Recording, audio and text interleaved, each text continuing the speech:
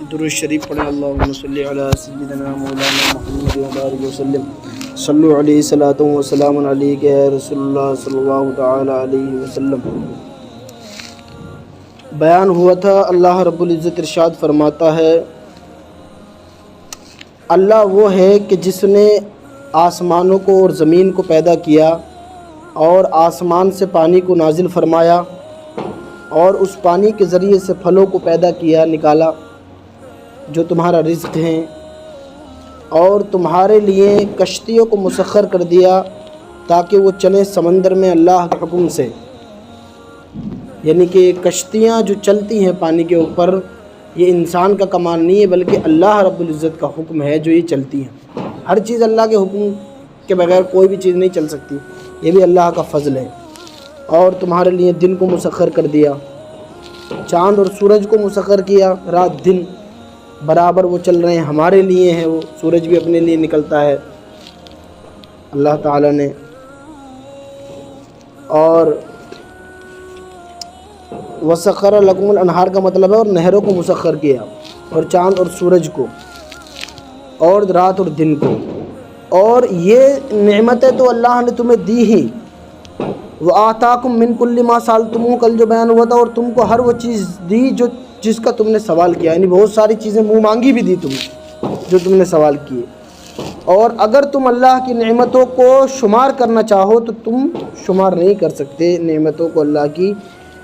اس کے باوجود بھی انسان بڑا ظالم اور ناشکرا ہے اپنے رب کا، یعنی اللہ کی ناشکری کر دیتا ہے انسان پل بھر میں۔ اس لیے ان سے پتہ لگتا ہے اللہ کا ہمیں ہر حال میں شکر ادا کرنا چاہیے۔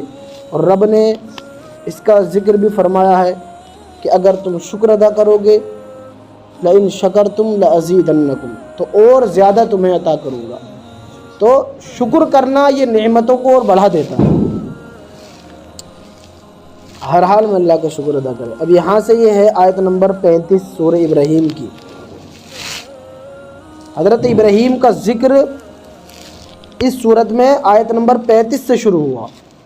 فرمایا وَإِذْ قَالَ إِبْرَاهِيمُ رَبِّ اجْعَلْ هَٰذَا الْبَلَدَ آمِنًا وَاجْنُبْنِي وَبَنِيَّ أَن نَّعْبُدَ الْأَصْنَامَ۔ اور یاد کرو جب ابراہیم نے دعا کی، ابراہیم نے کہا کہ رب اجعل، اے میرے رب، هَٰذَا الْبَلَدَ، تو اس شہر کو بنا دے، آمِنًا، امان والا، مکۃ المکرمہ کو امن والا بنا دے، وَاجْنُبْنِي وَبَنِيَّ أَن نَّعْبُدَ الْأَصْنَامَ، اور مجھے اور میرے بیٹوں کو بتوں کو پوجنے سے بچا لے۔ میں اور میرے بیٹے ہمیں بچا اس بات سے کہ ہم عبادت کریں بتوں کی۔ یہ حضرت ابراہیم کی دعا۔ تو اللہ تعالیٰ نے یہ دعا قبول فرمائی۔ حرم شریف میں شکار کرنا، کسی بھی چیز کا یا کوئی بھی غلط کام کرنا جائز نہیں ہے حرم شریف میں۔ اور اللہ تعالیٰ نے قتل و قتال بھی جائز نہیں ہے حرم شریف میں، تو اللہ نے اس کو امن والا بنا دیا۔ اور یہاں تک کہ آپ دیکھ لو، اللہ رب العزت نے، پروردگار عالم نے وہ کرم فرمایا مکہ والوں پر، اس شہر پر۔ بڑی لوگوں نے اس کو ویران کرنے کی کوششیں کی لیکن ویران نہیں کر سکے۔ اللہ تعالیٰ نے مکۃ المکرمہ کو ہمیشہ آباد رکھا اور رکھے گا۔ ابرہا نے چاہا ختم کر دے، اللہ نے اسے تباہ و برباد کر دیا۔ بہت کوششیں کی گئی لیکن کوئی اس کو ختم نہیں کر سکتا۔ یہ حضرت ابراہیم کی دعا ہے۔ ربی انہن اضللن کثیرا من الناس، اور یہ دعا کی کہ اے میرے رب، بے شک بتوں نے اضللن کثیرا من الناس، لوگوں میں سے اکثر لوگوں کو گمراہ کر دیا ہے، اکثریت کو گمراہ کر دیا، یعنی بتوں کی وجہ سے لوگ گمراہ ہو گئے، خدا کو چھوڑ دیا، بتوں کی پوجا کرنے لگے، ہے نا۔ یہ حضرت ابراہیم کی دعا۔ فَمَن تَبِعَنِي فَإِنَّهُ مِنِّي، تو وہ شخص جو میری اتباع کرے، فَمَن تَبِعَنِي فَإِنَّهُ مِنِّي، تو وہ بے شک مجھ سے ہے، میرے طریقے سے ہے۔ وَمَنْ عَصَانِي، اور جو میری نافرمانی کرے، فَإِنَّكَ غَفُورٌ رَحِيمٌ، تو بے شک تو بخشنے والا اور رحم کرنے والا ہے۔ حضرت ابراہیم نے دعا کی، اللہ تعالیٰ جو میری اتباع کرے گا، جو میں تیرا دین لے کر آیا ہوں اس پر چلے، تو وہی کیا ہے میرے طریقے پر ہے، اور جو نہیں کرے گا باقی تو سب جانتا ہے کہ اس کے ساتھ ہمیں کیا معاملہ کرنا ہے، تو بخشنے والا رحم کرنے والا ہے۔ پہلے نبی جو آئے، انبیاء اکرام جتنے بھی آئے، انہیں اپنی قوموں کی بڑی فکر ہوا کرتی تھی۔ اسی طریقے سے ہمارے پیارے نبی صلی اللہ علیہ وسلم بھی ہمارے لیے سجدوں میں بہت زیادہ رویا کرتے تھے، ہماری بخشش کے لیے، یہاں تک کہ حضور صلی اللہ علیہ وسلم اتنی عبادت کیا کرتے اللہ تعالیٰ کی کہ آپ کے پیروں میں ورم آ جایا کرتا اور خون چھلکنے لگتا، یعنی سرخ ہو جایا کرتے تھے جیسے خون چھلکنے لگا، اتنے کھڑے رہتے تھے۔ اللہ تعالیٰ نے اس کا بھی ذکر فرمایا سورہ مزمل میں، یا ایھا المزمل قم اللیل الا قلیلا، اے چادر اوڑھنے والے آپ قیام کیا کریں لیکن کم کھڑے ہوا کریں، قم اللیل الا قلیلا نصفہ او انقص منہ قلیلا، آدھی رات یا اس سے کچھ کم۔ یا اب اللہ تعالیٰ نے ہر جگہ پر محمد مصطفیٰ کی رضا چاہیے۔ آپ یہاں پر دیکھ لو، رب نے قید لگائی تو حضور صلی اللہ علیہ وسلم کو کہیں گرا نہ گزرے کہ اللہ تعالیٰ نے مجھے قید لگا دی کہ آدھی رات کھڑا ہو، تو اللہ تعالیٰ نے فرمایا آدھی رات او انقص منہ قلیلا، یا اس سے کچھ کم، چلو او زد علیہ، یا اس سے اور زیادہ کر لو۔ مطلب یہ ہے کہ اللہ تعالیٰ نے ایک پابند نہیں کیا، یعنی ہر جگہ پر اللہ نے پیارے نبی کی رضا چاہیے اس چیز میں بھی۔ تو اس سے یہ پتہ لگتا ہے کہ حضور کی رضا اگر آپ کو حاصل نہیں ہے، اگر آپ سے پیارے نبی راضی نہیں ہے تو اللہ کبھی راضی نہیں ہو سکتا۔ قد نرى تقلب وجهك في السماء، یہ آیت کریمہ بھی تو تبھی نازل ہوئی تھی جب قبلے کی تبدیلی کا حکم آیا۔ حضور صلی اللہ علیہ وسلم کی تو تمنا تھی یہ کہ اللہ میرا بھی پہلے شروعات میں قبلہ کیا تھا، حضور صلی اللہ علیہ وسلم نے اور مسلمانوں نے کس کی؟ بیت المقدس کی طرف کو کر کے نمازیں پڑھی، لیکن حضور کا یہ دلی تمنا تھی کہ میرا بھی جو قبلہ ہو وہ کعبہ ہو۔ تو اللہ تعالیٰ نے وہ رضا جو حضور کی رضا تھی، اللہ تعالیٰ نے حضور کی رضا کے لیے ہی قبلے کو تبدیل فرما دیا، فرمایا قد نرى تقلب وجهك في السماء، اے محبوب ہم دیکھ رہے ہیں آپ کا بار بار نگاہ کو اٹھانا آسمان کی طرف، فلنولینک قبلۃ ترضاھا، تو ہم ضرور آپ کے چہرے کو پھیر دیں گے، فلنولینک قبلۃ، تو آپ اپنے چہرے کو کر لیں قبلۃ، اس قبلے کی طرف، ترضاھا جس سے آپ راضی ہو جائیں۔ فولی وجہک شطر المسجد الحرام، فولی وجہک، پہلا فرمایا فلنولینک قبلۃ ترضاھا، ہم آپ کو آپ کا قبلہ اسی کو بنا دیں گے، فلنولینک قبلۃ ترضاھا، اس چیز کو قبلہ بنائیں گے کہ جس سے آپ راضی ہوں۔ فولی وجہک شطر المسجد الحرام، تو اب آپ ابھی اسی وقت سے اپنے چہرے کو مسجد حرام کی طرف کر لیں۔ یہ سورہ بقرہ میں اللہ تعالیٰ نے ارشاد فرمایا دوسرے پارے میں۔ تو پتہ چلا کہ حضور کی رضا، خدا کی رضا چاہتے ہیں تو عالم خدا چاہتا ہے، رضا محمد، صحیح ہے نا؟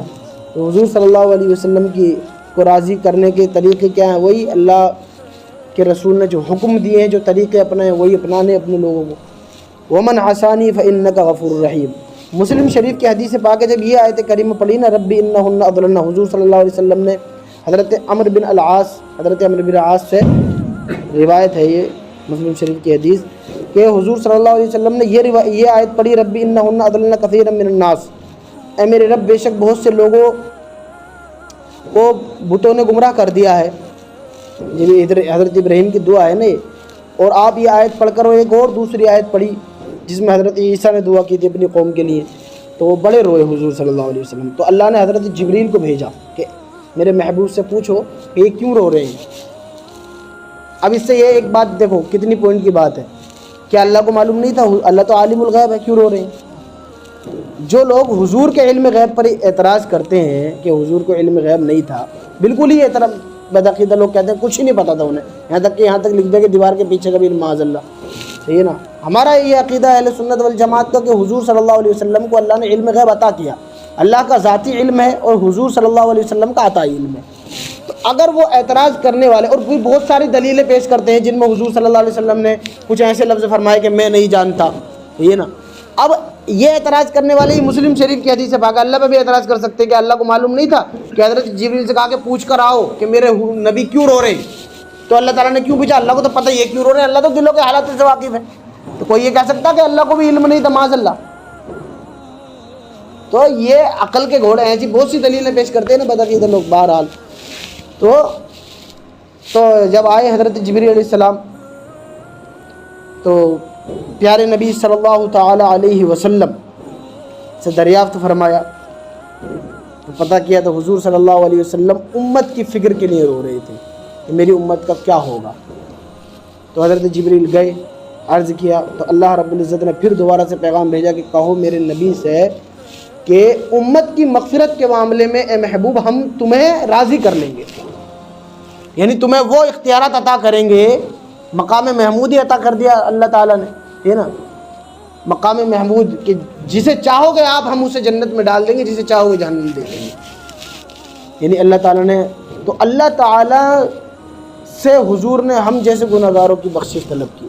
لیکن آج وہ وقت دیکھنے ملا مسلمانوں کو, مسلمانوں کے ایمان کی کمزوری کہیں گے اسے. ہم ایسے حالات میں ہیں کہ غلط کا حرام ہم کھا رہے, جوئے ہم کھیل رہے, دلوں میں ہمارے نفرتیں ہیں, دین سے ہم دور ہو گئے, مسجدیں ہماری خالی ہیں, حسد ہمارے دلوں میں بہت زیادہ ہو گیا, غیروں سے زیادہ حسد مسلمان کے دل میں ہے. اگر ایک مسلمان آگے بڑھ رہا تو دوسرے کو نیند نہیں آ رہی, صحیح ہے نا. تو آج یہ ہمارے ایمان کی کمزوری, اللہ کی ناراض, اللہ ناراض ہے ہم سے کہ جو حضور صلی اللہ علیہ وسلم کے بارے میں کوئی بھی کچھ بھی بکواس کر دیتا ہے, حضور کی شان میں گستاخیاں ہو جاتی ہیں.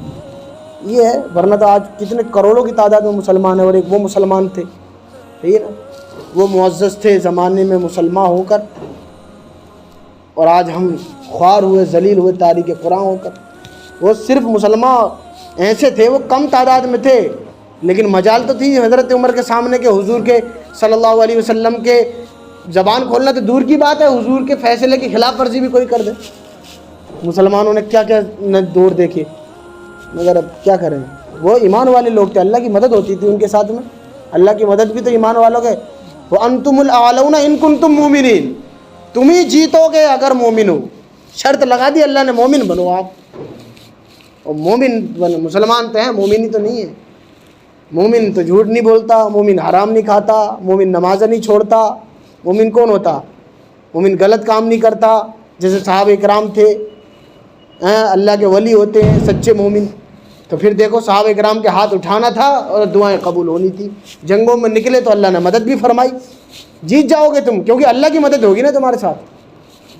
بات یہ ہے, اللہ نے مدد فرمائی تو ایمان والے لوگ تھے نا وہ. اللہ ہمارے ایمانوں کو تقویت عطا فرمائے پروردگار عالم. اور یہ جو بیان ہوا ہمیں اس پر عمل کرنے کی توفیق عطا فرمائے. کل کو انشاءاللہ آیت نمبر 37 کا بیان کریں گے.